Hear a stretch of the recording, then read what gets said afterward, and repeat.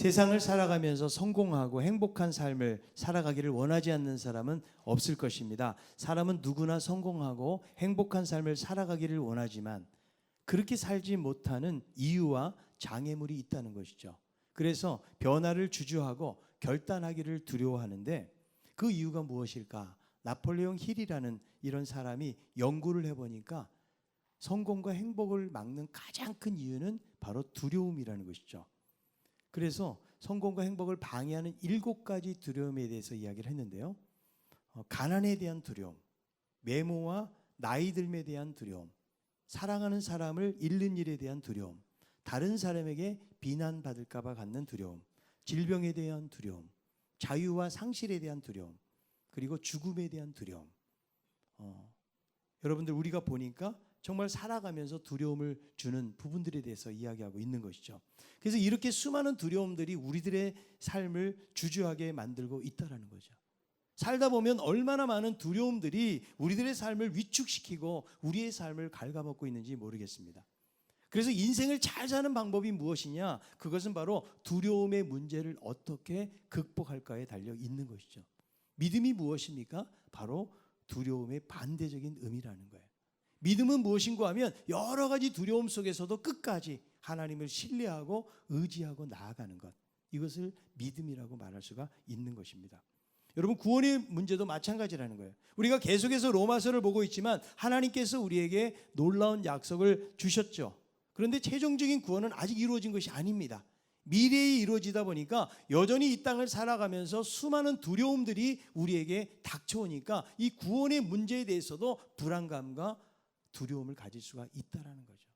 내가 과연 천국 갈 수 있을까? 내가 과연 구원받을 수 있을까? 하나님이 끝까지 나를 붙들고 계실까? 뭐 이런 부분들에 대해서 의심할 수도 있다는 거죠. 로마서 5장부터 보면 의롭다 여김을 받는 성도들의 특권에 대해서 말씀해주고 있는데 5장에서는 하나님의 화평과 그리스도의 연합에 대해서 말씀해주고 있습니다. 7장에 보면 율법으로부터의 자유에 대해서 말씀해주고 있고, 그리고 8장에서는 성령 안에서 인도함을 받는 삶에 대해서 말씀해주고 있습니다. 그래서 우리가 8장에 대해서 여러 번 나눠서 말씀을 나누고 있는데요.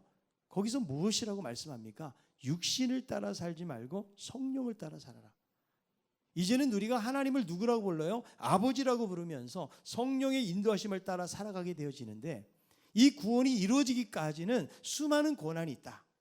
그럴 때 우리는 어떻게 되는 것입니까? 참고 견디면서 다가올 영광을 바라보는 삶을 살아야 된다. 성령께서는 우리의 연약함을 아시기 때문에 도와주시고 함께 하시고 보호해 주시고, 그리고 영원한 하나님의 나라까지 인도하시면서 모든 것이 합력해서 하나님의 목적을 이루신다라는 그런 말씀을 우리가 배운 것입니다. 하나님은 무대 뒤에서 일하시는 것 같지만 우리의 실수와 비극적인 일 가운데서도 자신의 백성들을 영원까지 이르게 하신다는 것, 이것을 믿습니까? 오늘 이 본문은요, 하나님의 구원 계획에 대한 확신을 심어주는 말씀입니다. 그래서 이 말씀을 보면 아주 확신에 찬 증거를 하고 있는데, 본문에 몇 가지의 질문이 나옵니다. 자, 우리들도 여러 가지 많은 두려움이 있을 때 질문이 생기는 이유가 무엇입니까? 걱정하고 염려하는 이유는 앞으로 어떤 일이 발생할지 모르기 때문에 그런 것이죠. 그래서 이 하나님의 구원 계획 속에서도 하나님이 영원까지 인도하는데 우리가 살아가면서 여러 가지 많은 의심, 낙심, 또 제대로 살아가지 못하는 부분들이 있기 때문에 사도 바울은 확신을 주기 위해서 생겨날 수 있는 몇 가지의 질문을 던지고 있는 것입니다. 로마서 8장 31절에서 이렇게 말씀하고 있는데 한번 읽어봅니다. 그런즉 이 일에 대하여 우리가 무슨 말 하리요? 만일 하나님이 우리를 위하시면 누가 우리를 대적하리요? 그랬죠. 그래서 구속에 대해서 우리가 무슨 말을 할 수 있겠느냐? 그러면서 여기서 어떤 말씀이 있는가 하면 하나님이 우리를 위하시면이라는 말씀이에요. 하나님이 우리를 위하시고 하나님이 우리의 편이 되신다면 감히 누가 대적하고 덤비겠느냐?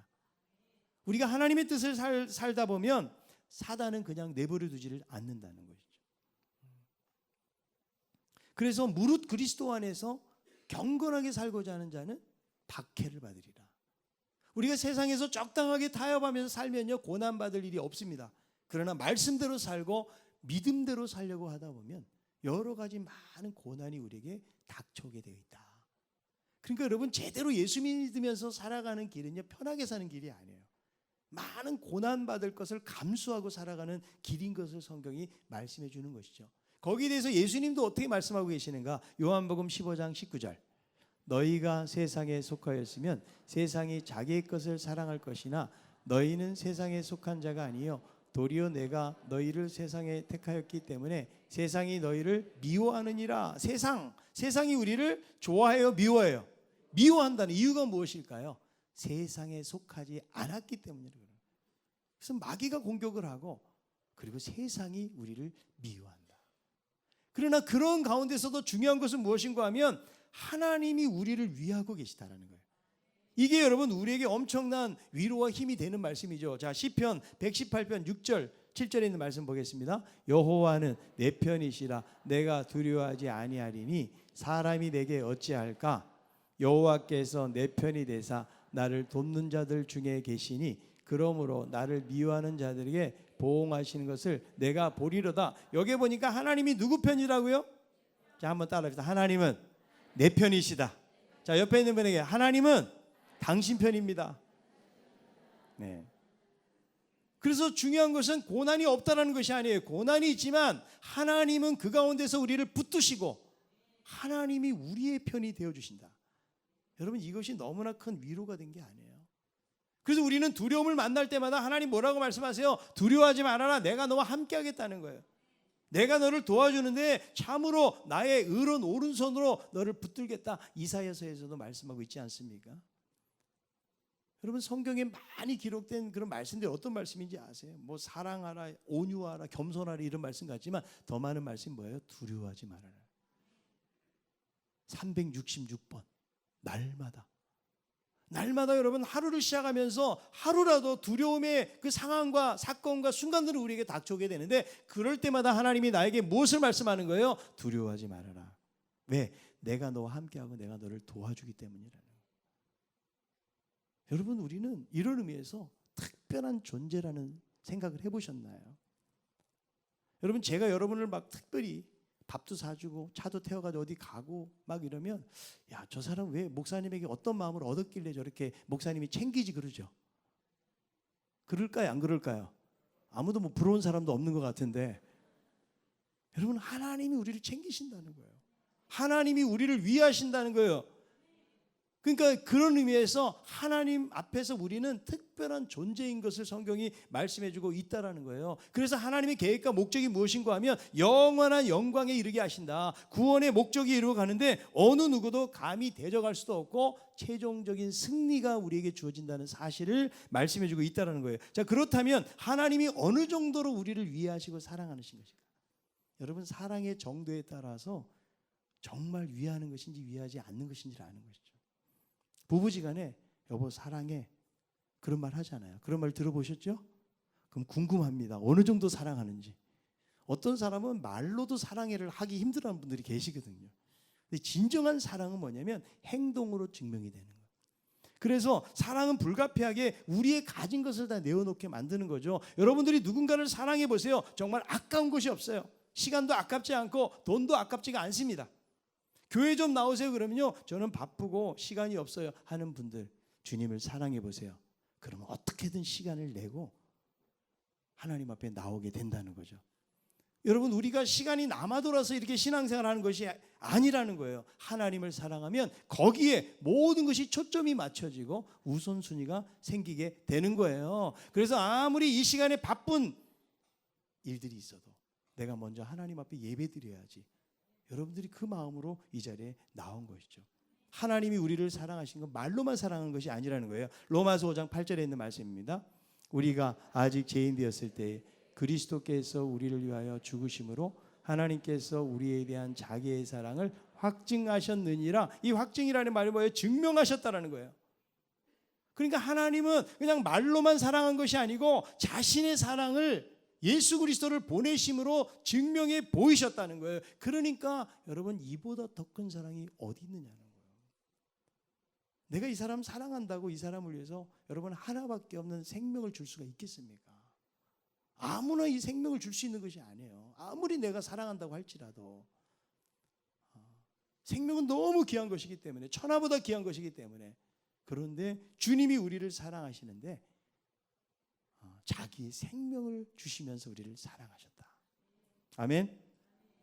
자, 그래서 하나님은 우리를 사랑하시는데 자기의 아들을 아끼지 아니하셨다고 말씀합니다. 로마서 8장 32절. 자기의 아들을 아끼지 아니하시고 우리 모든 사람을 위하여 내주시니가 어찌 그 아들과 함께 모든 것을 우리에게 주시지 아니하겠느냐. 그러니까 하나님은 자신의 아들조차도 아끼지 아니했다라는 것이죠. 그래서 여기서 아끼지 아니했다라는 말은 여러분 창세기 22장에 보면 하나님께서 아브라함에게 어느 날 100살 때 얻은 그 독자를 바치라고 하나님 말씀하시거든요. 여기서 아브라함은 아끼지 아니했어요. 그게 여러분 성경에 나오는데 창세기 22장 12절에 있는 말씀이에요.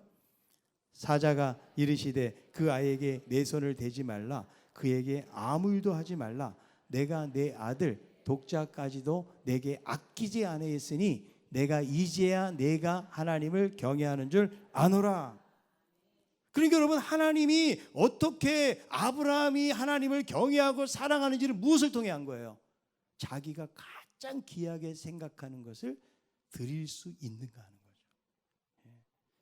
여러분 왜 우리는 아낍니까? 아끼는 게 많잖아요. 자식도 아끼고 내가 가지고 있는 재산도 아끼고 막 그러잖아요. 그렇죠? 그런데 정말 사랑한다면 아끼는 것을 내놓을 수 있어야 된다는 거죠. 그래서 내가 하나님 앞에 드리면서 있죠.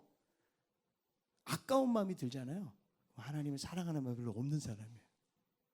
그리고 헌금할 때 막 손이 떨리는 사람도 있어요. 막 그때 다른 때 안 떨다가 그때는 막 손이 떠는 사람, 이런 사람도 약간 의심스러워. 예.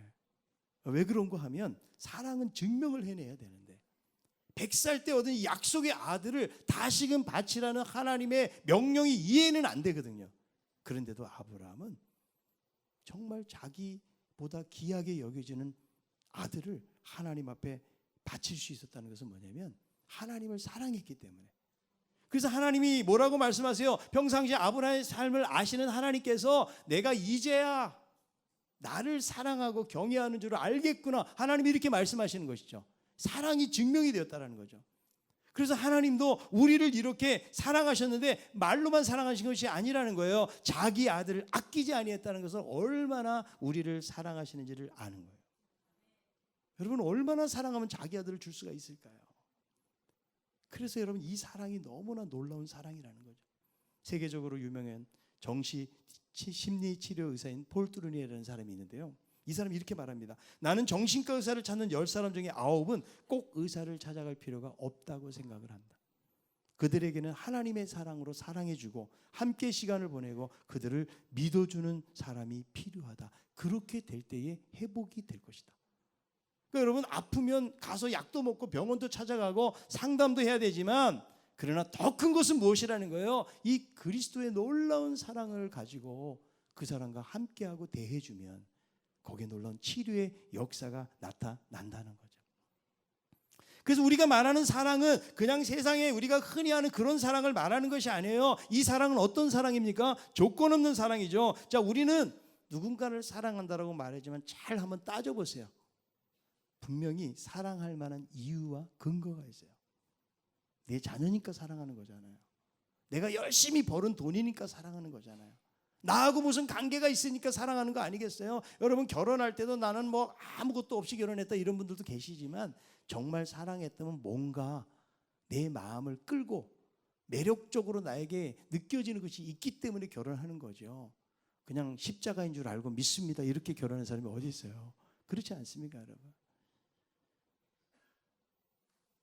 그런데 만약에 그 사람에게 내가 이 사람과 이렇게 해서 결혼하고 이렇게 살고 있다면 그 사람이 가지고 있는 조건을 다 잃어버린다 생각해보세요. 그럴 때도 그 사람을 사랑할 수가 있을까? 만약에 돈을 보고 결혼했다면 여러분 빈털터리가 되면 그 사람을 절대로 사랑하기 어려워요. 왜? 돈 보고 결혼했기 때문에 그래요. 그 사람의 건강을 보고 그 사람의 사회적인 지위를 보고 결혼을 했다고 그러면 만약에 그런 조건들이 없어질 때도 그 사람을 정말 사랑할 수가 있을까? 그게 여러분 우리가 갖는 사랑의 한계라는 거죠. 우리는 꽤나 되게 막 아가페적인 사랑을 하는 것 같지만 어떻게 보면 다 그럴 만한 이유가 있으니까 사랑하고 있다는 거죠. 그런데 하나님이 우리를 사랑하시는 것은 그런 이유와 조건이 없다는 거죠. 자기 아들을 희생시키시고 우리에게 선물로 주셨다면 하나님께서 다른 것을 못 주실 것이 어디 있겠느냐. 그런 사랑을 주셨는데 이 하나님의 백성들을 구원의 자리로 인도하시고 완성시키셔서 영원한 영화의 자리까지 이르게 하는데 무엇을 아끼거나 거절할 것이 있겠느냐. 자기 아들을 주신 하나님은 아무것도 아낄 것이 없어요. 그런데 여러분, 우리들은 고난이 있거나 깊어지게 될 때에 때로는 하나님을 의심하게 되는 거예요. 이것은 다른 말로 하면 하나님을 향해서 믿음이 흔들리는 거죠. 무엇 때문에? 두려움 때문에. 우리가 어떤 상황 속에서도 두려워하지 말라고는 하나님의 말씀을 믿고 믿음으로 살아간다면 그 상황들을 이겨내야 되는데 왜 우리는 걱정하고 염려하고 두려워하고 불안해하고? 그 이유가 무엇일까요? 하나님보다 더 큰 어떤 것들을 바라보고 있기 때문이 아닌가요? 그래서 여러분, 두려움을 이기는 가장 놀라운 것은 무엇인가 하면 하나님이 어떤 분인지를 여러분 묵상을 해보세요. 그분은 변함이 없으신 분이세요. 그분의 인자와 사랑으로 무슨 조건 없이 우리를 사랑하는 분이기 때문에 그분의 여러분 성품을 묵상하시고 또 하나 그분의 행하시는 일들을 묵상을 해요. 특별히 하나님이 얼마나 나를 사랑하셨는가.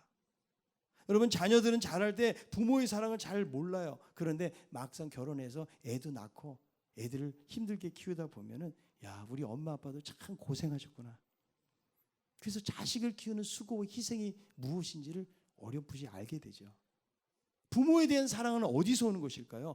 부모의 사랑을 헤아리는 데서 오는 거예요. 여러분, 우리들도 하나님과의 관계에서 신앙도 여러분 철이 들어야 돼요. 이게 안 들면 감사를 몰라요. 신앙도 철이 들어야 하나님을 마음으로 사랑하게 되어진다는 거예요. 우리는 이 놀라운 하나님의 사랑을 받고 있음에도 불구하고 그런 사랑을 받고 있다는 사실을 잘 몰라요. 내가 어렵고 힘들 때, 고난 가운데 있을 때는 하나님을 의지하면서 그런 사랑을 더 경험하게 되는 거죠. 내가 건강할 때는 잘 몰라요. 그런데 내가 아프고 힘들어 보세요. 그럴 때 하나님 의지하게 되는 거예요. 그런데 우리는 일상의 삶 속에서는 하나님의 사랑을 잘 깨닫지 못하고 살아가요. 여러분, 이 말씀을 늘 생각하세요. 자기 아들을 아끼지 아니하는 분이 무엇을 아끼겠느냐. 우리는 여러분, 내가 신앙생활하면서 하나님 섬기고 무언가를 하나님 위해서 일하고 많은 것을 드리는 것 같지만, 그래서 항상 하나님이 받으시기에 익숙한 분 같지만 오히려 성경을 보세요. 하나님은 받으시는 것이 아니고 주시는 분이라는 거예요. 사도행전 17장 25절에 있는 말씀이에요. 또 무엇이 부족한 것처럼 사람의 손으로 섬김을 받으시는 것이 아니니 이는 만민에게 생명과 호흡과 만물을 친히 주시는 이심이라. 뭐 부족한 것처럼 하나님의 손으로, 사람의 손으로 섬김을 받는 것이 아니라는 거예요. 오히려 생명을 주시고 호흡을 주시는 거죠. 그러니까 여러분, 나의 존재가 하나님의 도우심과 허락이 없이는 우리는 살아갈 수가 없는 거예요. 공중에 날아다니는 참새도 하나님의 허락 없이는 떨어지는 예가 없다고 말씀해주고 있다는 거예요. 그런데 여러분, 우리들은 어떻게 하나님께 접근하는가 하면 내가 열심히 했다는 거예요. 내가 얼마나 기도했는데요, 얼마나 봉사를 열심히 했는데요, 내가 교회를 위해서 이렇게 섬겼는데요, 이거를 우리는 다 계산을 해요. 사람들은요, 자기가 수고하고 희생한 부분은 절대로 잊지 않습니다. 남들이 수고한 생각은 잘 안 해요. 그런데 자기가 수고한 것은 절대로 잊지 않아요. 돈을 빌려온 거는 잘 까먹는데 빌려준 건 절대로 안 잊어버려요. 사람이 속성이에요. 그래서 우리 안에 싹틀 수 있는 것이 무엇인가? 바로 공로주의라는 거예요. 여보, 내가 당신을 뒷바라지하면서 얼마나 고생했는지 알아? 아내들이 푸념할 수가 있어요. 그럼 남편들이 가만히 안 있습니다. 나도 요즘 바깥에 나가서 돈 버는 게 얼마나 힘든지 알아? 처자식 먹여 살리는 게 얼마나 힘든지 알아? 이렇게 그럽니다. 근데 요즘은 맞벌이들이 많잖아요. 너만 버냐? 나도 번다. 너만 고생하니 나도 고생해. 이렇게 맞불 작전으로 좀 나가거든요. 여러분, 자식들을 향해서도 쏟은 만큼 보상을 원하게 돼 있어요. 왜 그럴까요? 조건적인 사랑을 우리는 늘 하기 때문에. 그래서 내가 한 만큼의 인정이나 열매가 없잖아요. 섭섭하고 마음이 상하게 되는 거예요. 이런 생각 속에는 어떤 생각이 자리 잡고 있는가 하면 기브 앤 테이크예요. 주고 받고. 이것이 생각 속에 있는데 우리의 관계 속에서 흔히 일어나는 일이죠. 내가 이렇게 주었으니까 달라는 거예요. 이거는 어떻게 보면 너무 당연한 거 아니겠어요? 그런데 하나님과 우리와의 관계 속에서 이렇게 되면 내가 하나님 앞에 수고한 것만큼 하나님 주십시오, 이런 생각을 가질 수 있다는 거예요. 그래서 하나님, 내가 정말 간절하게 기도했는데 왜 안 주세요? 내가 그냥 새벽 기도도 한번 안 빠지고 나가고 내가 그렇게 바쁘고 분주한 중에서도 하나님을 위해서 살아갔던 거 아시는데 하나님 왜 그러세요? 제가 하나님 사랑했잖아요. 이런 생각이 커지다 보면 하나님을 채무자로 만드는 거예요. 응당히 주셔야 될 것으로 여기는 것이죠. 그래서 헌금을 드릴 때도 주여 100배로 주실 줄로 믿습니다. 요즘 여러분 은행 이자도 없고 말이죠. 주식 같은 거 투자에 날릴 수도 있는데 하늘나라에 투자하는 거 얼마나 안전한 투자입니까? 근데 우리가 노골적으로 이렇게 기도는 안 한다 할지라도 하나님, 우리의 마음에 내 형편과 사정 아시죠? 어려운 중에서도 내가 이렇게 드렸으니까 하나님이 분명히 채우셔야 됩니다. 이런 마음이 우리 가운데 있다는 거죠. 그러나 하나님은 무언가 부족해서 우리의 섬김을 받는 분이 아니다. 오히려 그분은 우리를 사랑하시되 자기의 아들조차도 아끼지 않고 주신 분이라는 거예요. 그래서 여러분, 하나님이 우리에게 그 아들을 주셨다면 과연 우리는 무엇을 드리는 것인가? 내가 정말 하나님 앞에 생각하는 것처럼 그런 공로주의적인 마음을 가지고, 야, 내가 너에게 아들을 줬다, 너는 나에게 무엇 줄래? 이러면 사실 우리는 아무 할 말이 없어요.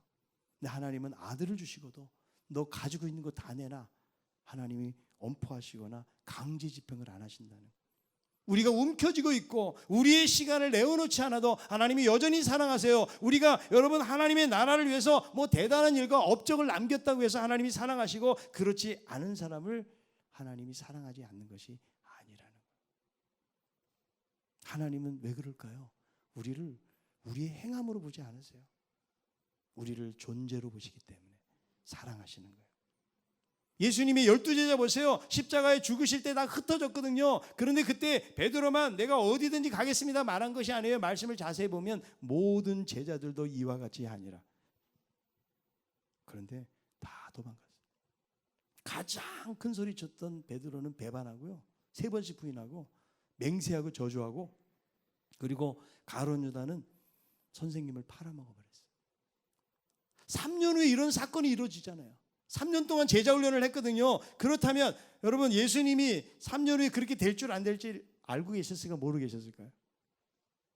가룟 유다가 팔 줄도 알고 계시고 베드로가 부인할 줄도 다 알고 계시잖아요. 그럼 만약에 예수님이 제자들 보면서 너 앞으로 3년에 나 배반할 거 맞지? 너 나 팔아먹을 놈 맞지? 만약에 이런 마음으로 예수님이 제자들을 다루셨다면 제자들이 어떻게 했어요?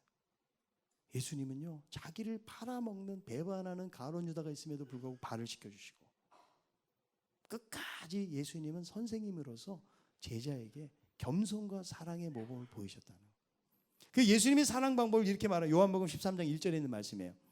유월절 전에 예수께서 자기가 세상을 떠나 아버지께로 돌아가실 때가 이른 줄 아시고 세상에 있는 자기 사람들을 사랑하시되 끝까지 사랑하시는, 끝까지 자기 사람들을 끝까지 사랑하시는 주님인 줄로 믿습니다. 하나님은 주고받고 이런 방식으로 어떤 조건으로 우리에게 오시지 않는다는 거예요. 마틴 부보가 이런 말합니다. 하나님께서는 내가 나를 아는 것보다 나를 더 잘 아신다.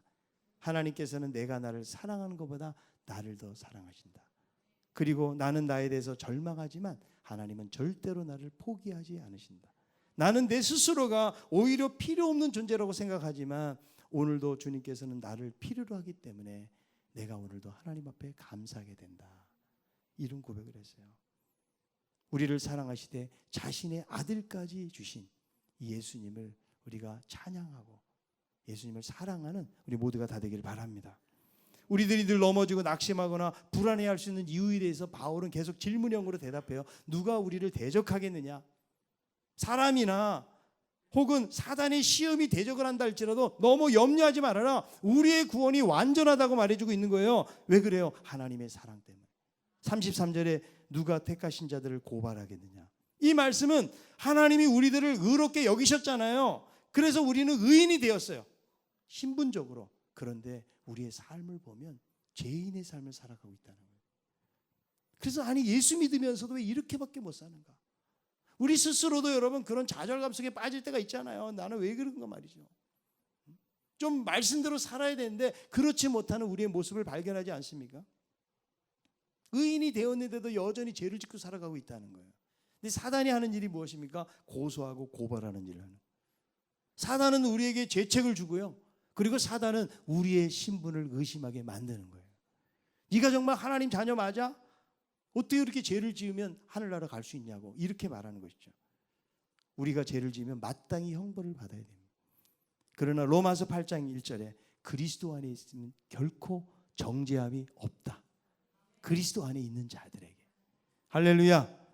그러니까 예수님이 이미 우리를 위해서 정죄를 당하시고 그분이 형벌을 받으시기 때문에 아무도 고발할 자가 없다라는 거예요. 그러니까 로마서 8장 34절이 이렇게 말씀하죠. 누가 정죄하리요? 죽으실 뿐 아니라 다시 살아나신 이는 그리스도 예수시니 그는 하나님 우편에 계신 자요 우리를 위하여 간구하시는 자신이라. 누가 정죄하겠느냐? 우리를 위해서 죽으시고 부활하신 예수님이 계시는데 누가 감히 정죄하겠느냐? 그리고 그분은 지금도 하나님 우편에서 우리를 위해서 간구하고 계십니다. 여러분, 성령님도 우리의 연약함을 아시고 우리를 위해서 탄식하면서 기도하신다고 말씀하고 있지 않습니까? 그러니까 이 성령님의 역할은 뭐냐면 이 성령 하나님은 우리 성도들을 변호해 주시고 탄원시켜 주시는 거예요. 보혜사가 뭐예요? 옆에서 돕는다는 거예요.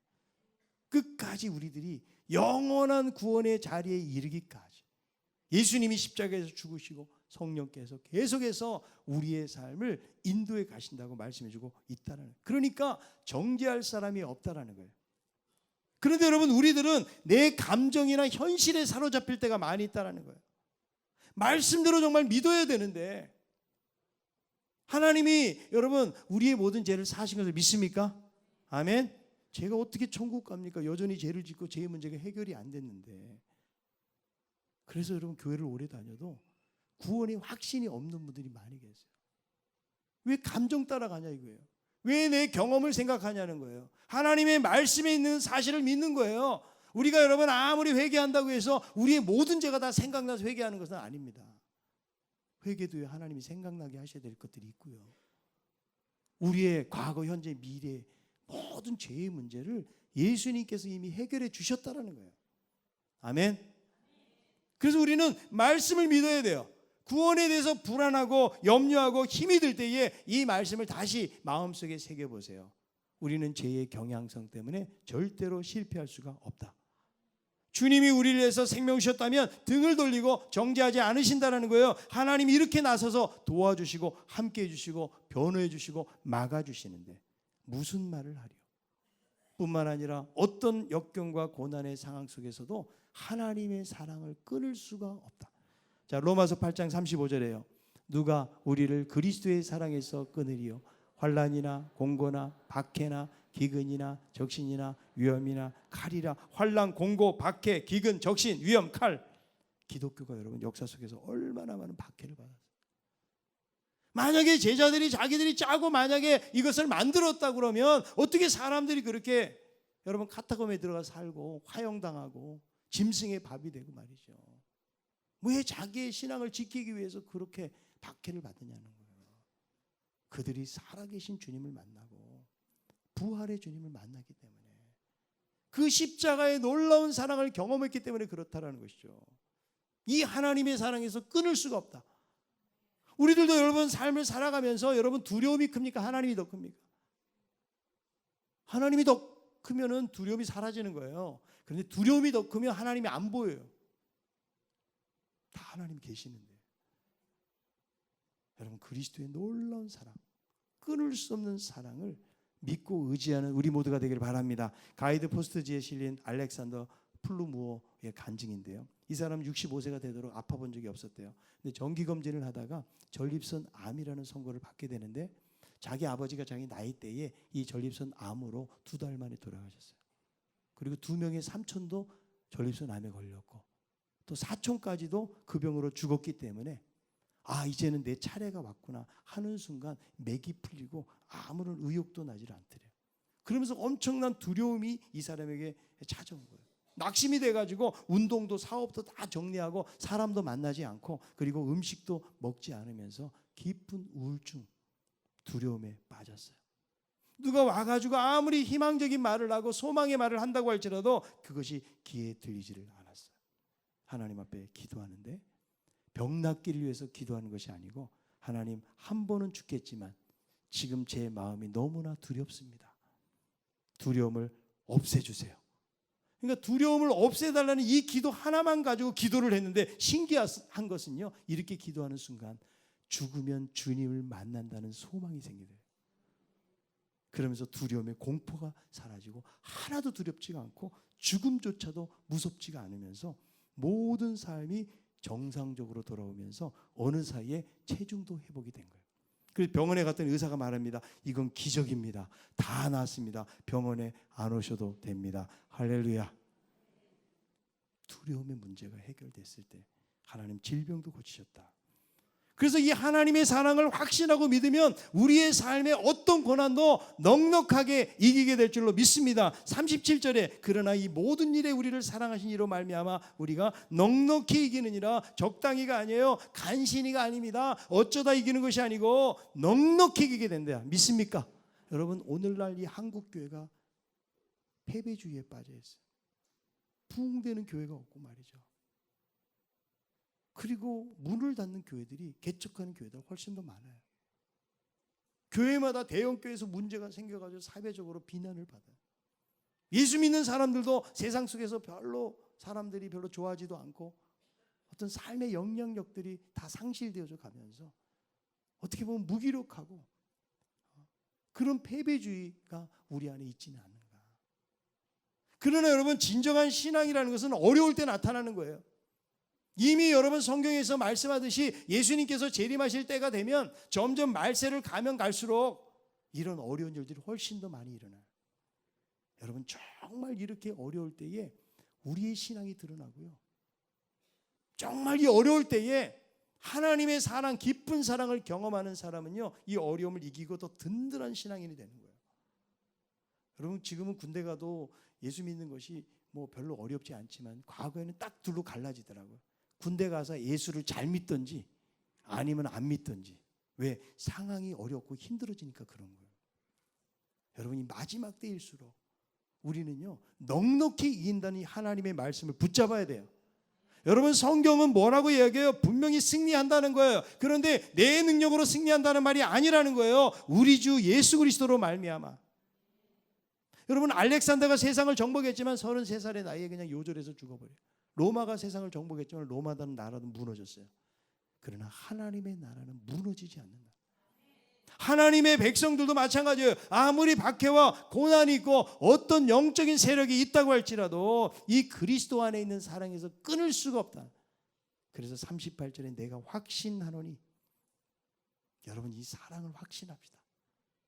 여전히 우리들은 하나님의 나라를 바라보면서 그때까지 미래를 걸어가야 되는데 수많은 고난과 어려움들이 우리에게 여전히 찾아옵니다. 그럴 때마다 이 그리스도의 사랑은 끊어지지 않는 사랑, 하나님이 나를 얼마나 사랑하시는지 그 그리스도의 놀라운 사랑을 우리가 날마다 고백하면서 그분을 의지하고 나가게 될 때에 하나님은 넉넉히 이기는 승리를 주실 줄로 믿습니다. 많은 고난이 있어도 이 구원, 하나님의 로부터 시작된 이 구원의 역사는 끊어지지 않아요. 그분이 창세전에 우리를 선택하셨고 어떤 고난 속에서도 우리를 견디게 하시면서 성도의 견인, 끝까지 하나님 나라 갈 때까지 붙들으실 것을 성경은 약속하고 있는 거예요. 여러분, 마음에 확신이 흔들리는 분들 계십니까? 인생의 여러 가지 많은 두려움 속에서 낙심하고 절망하는 분들이 계십니까? 오늘 말씀을 붙잡으세요. 그리스도에게 풍성한 사랑이, 끊어지지 않는 사랑이 여전히 우리의 가정에, 우리 교회에, 이 나라의 민족 가운데 우리 한 사람 한 사람에게 흐르고 있다는 사실을 여러분 붙잡고 담대한 믿음으로 하나님의 사랑을 확신하면서 나아갈 수 있는 우리 모두가 다 될 수 있기를 바랍니다.